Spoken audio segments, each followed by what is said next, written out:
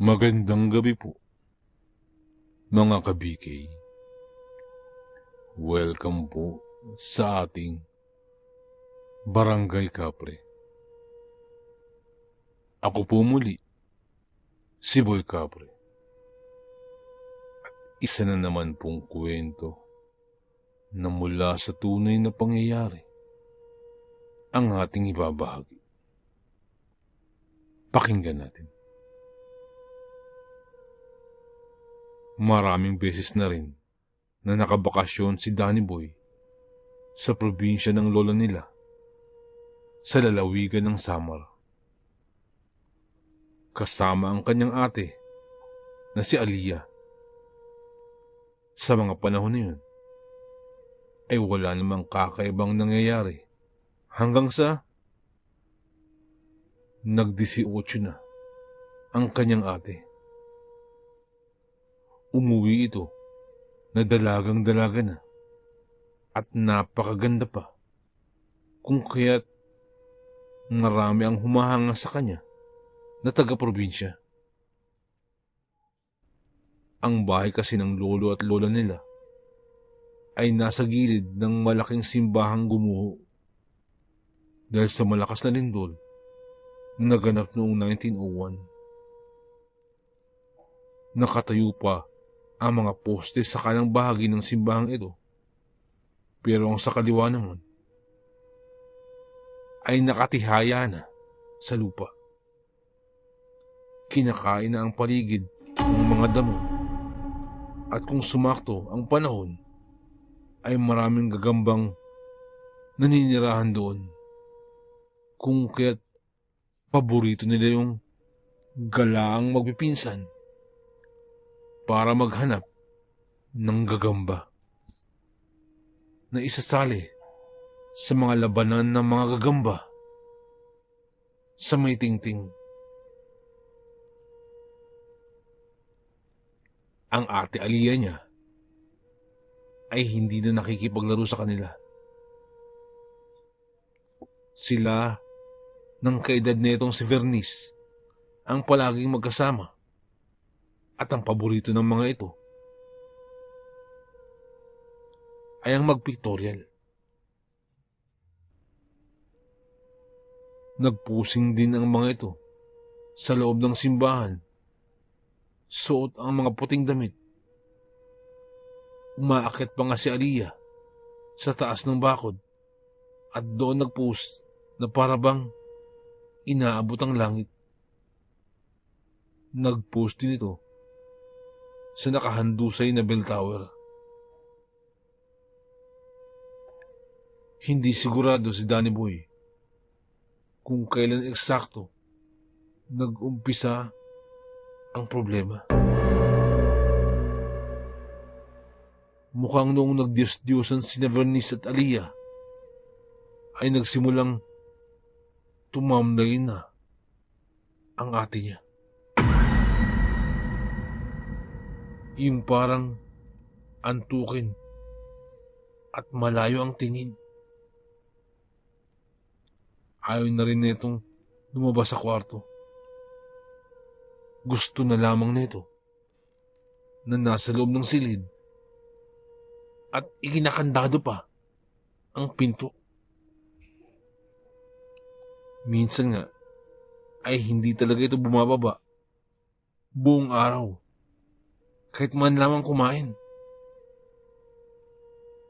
Aliyah, apo, bumaba ka. Tawag ni Lola Ana. Aliyah, apo, bumaba ka. Huwag ka magpapagutom. Tawag ni Lola Ana sa kanyang apo na si Aliyah. Nang walang sumagot, ay sumigaw muli ang matanda. Apo, buksan mo ito. Wala pa rin sumagot, kung kaya't sumigaw na si Lola Ana sa katulong sa ibaba para kuhanin ang susi sa kwarto na yun. At nang mabuksan ang pintuan, ay saka pa lamang bumaba si Aliyah. wala sa sariling kumain ito ng hapunan. Ano bang nangyayari sa iyo? Tulog ka lamang ng tulog. Tanong ng matanda. Kibit balikat lamang ang isinagot ng dalaga. Hindi naman nababahala si Danny Boy sa nangyayari sa ate niya sapagkat abalang-abala si Danny Boy sa pakikipaglaro sa mga pinsan. Nagbago lamang ng isang gabi, nauhaw siya habang naglalaro ng game sa cellphone. Nang magdamagan, bumaba siya sa kusina at nang papabalik na, ay nakita niya ang kanyang kapatid na bumaba ng hagdan at nagpatuloy pa itong lumabas ng bahay. Sinundan ito ni Danny Boy dahil naisip niyang baka pupunta ito sa pinakamalapit na tindahan at bibili ng makakain. Sapagkat nakakaramdam din ng gutom si Danny Boy. Subalit, imbis na sa kalsada ito nagtungo, ay dumiretso si Aliyah sa gilid ng kanilang bahay. Nagsuot sa matataas na damuhan at dumiretso sa kinaroroonan ng gumuhong simbahan. At doon, napaluwa na lamang ang mga mata ni Danny Boy sa kanyang gulat nang biglang naghubad ang kanyang ate ng lahat ng saplot nito.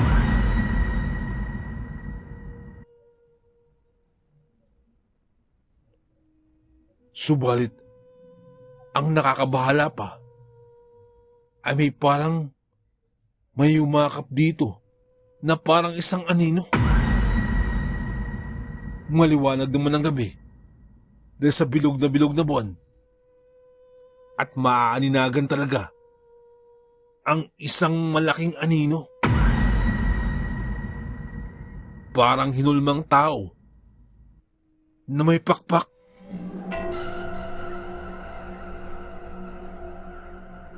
Kakaibang takot ang naramdaman ni Danny Boy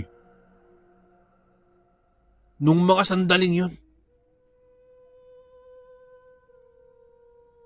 At tila nagkatroma ang bata sa kanyang nakita. At hindi nilulubayan ng anino ang kanyang ate Aliyah. At hindi ito parang anino lamang sapagkat kumikilos ito ng kusa na parang may sariling isip at niyayakap ang kanyang ate. Napatakbo si Danny Boy para gisingin ang lola nila. Agad na ginising ni Danny Boy ang kanyang lola. Sa kabutihang palad ay nagising naman ang matanda. Iyon nga lamang. Dahil sa katandaan ay may kabagalan na ang kilos ni Lola Ana. Subalit, dali-dali pa rin sila Danny Boy upang balikan ang kanyang ate. Pagkarating nila sa may gumuhong simbahan, ay huli na nang nakarating sila sa tagpong yun. Sapagkat naroon na sa lupa at nakalugbok na ang ate Aliyah niya. Pinagtulungan nilang maglola na maiuwi si Aliyah. Kinumagahan ay agad na nagpatawag ng albularyo ang kanyang lola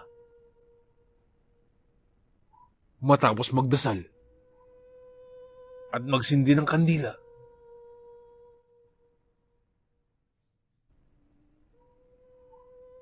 ay taimtim na tumingin sa kanila ang albularyo. At saka nagsalita. Sinabi ng albularyo na hindi raw nito kaya ang puwersang nakikita nito sa kanyang ate. Isa raw itong mataas na antas na nilalang. Isang demonyo raw na naninirahan sa simbahang guho, kung kaya't dapat ay pare ang tawagin. Sambit pa ng albularyo. Humingi naman ng tulong ang lola nila sa isang pare. At doon nalaman na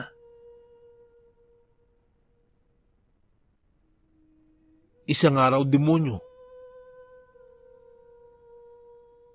ang aninong nakita ni Danny Boy na yumakap sa kanyang ate. At kung sino man ang mapagdiskitahan ng nilalang na ito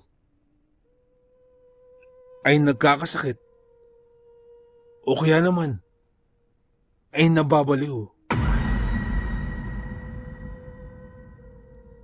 Ayon sa pari, hindi raw yun kabilang sa mga pagsapi ng mga demonyo dahil wala namang pagsapi na naganap. Kung kaya't hindi rin daw makakatulong ang simbahan. Biglang nanlumo sina Lola Ana nang marinig ang sinabi ng pare. Pero sa kabila nun, ay may kakilala raw itong paring ito na maaring magpataboy ng mga gantong klaseng nilalang.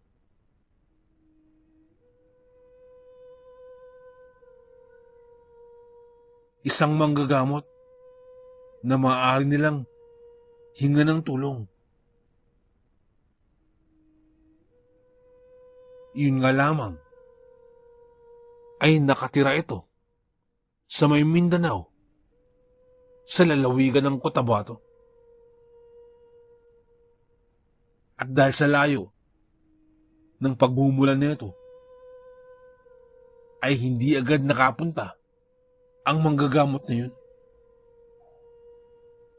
Subalit, hindi matigil-tigil ang ate ni Danny Boy sa pagpunta sa guhong simbahan. Kung kaya't wala nang nagawa pa ang lola nila Danny Boy kung hindi ang manghiram ng pera upang makabili ng tiket papuntang Mindanao. At baka sakaling mapagaling na si Aliyah bago pa lalo itong mapasama. Sa isang liblib na bayan sa paanan ng bundok ay doon napadpad sina Danny Boy at ang kanyang lola. Parang ang sa kulto ang kanilang napuntahan,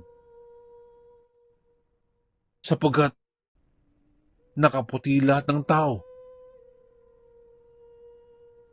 At ang leader ng grupong iyon ay ang manggagamot na tinatawag na si Ismael.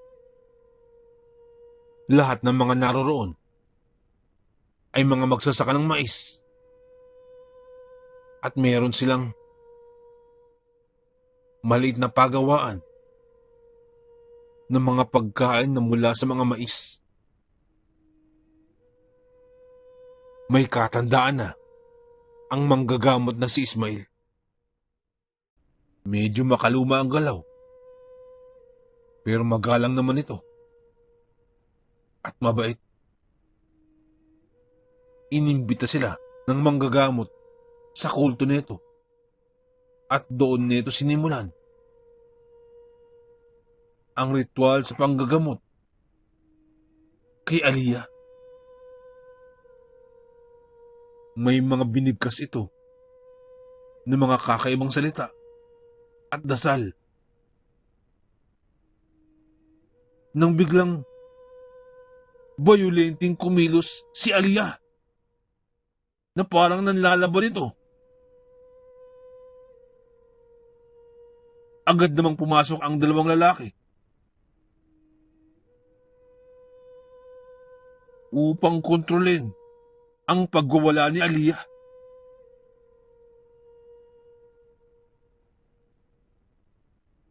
Naging sensitibo ang mga sumunod na tagpo kung kaya't pinalabas si Danny Boy ng kanyang lola mula sa kubo na yun. Subalit, nahagip ng mata ni Danny Boy na may lumalabas na parang lubid mula sa ilalim ng palda ng kanyang ate. Mula sa kinatatayo ni Danny Boy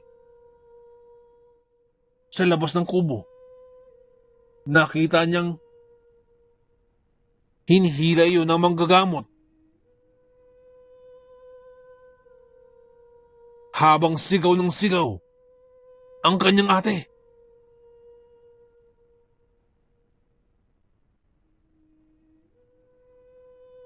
Patuloy na hinila ng manggagamot ang lubid. At pagkatapos niyon, ay biglang natahimik ang silid. Maya-maya pa, ay lumabas na ang lola ni Danny Boy mula sa kubo.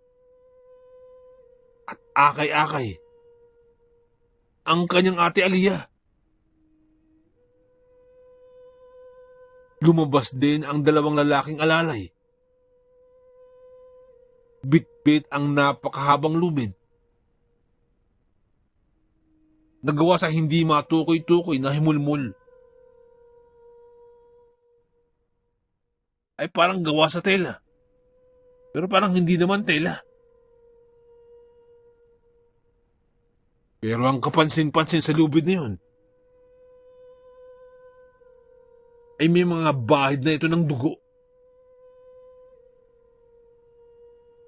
Lola, yung lubid na yan, galing ba yan kay ate? Tanong ni Danny Boy. Isang matalim na tingin ang isinagot ni Lola Ana.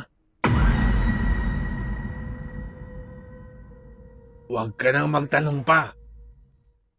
Hindi yan makakatulong. Tugon ni Lola Ana. Pagkagaling sa Cotabato,